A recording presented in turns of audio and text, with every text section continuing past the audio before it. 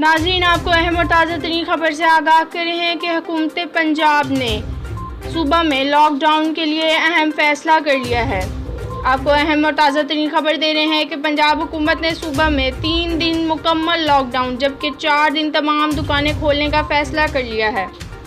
जी, आपको मज़ीद तफसीलात से भी आगाह कर रहे हैं कि सूबाई वज़ीर इत्तलात फ़याज़ुल हसन चौहान का कहना है कि पंजाब में 3 दिन जुम्मा, हफ्ता और इतवार मुकम्मल लॉकडाउन होगा, जबकि 4 दिन पीर, मंगल, बुध और जुमेरात लॉकडाउन में नरमी होगी।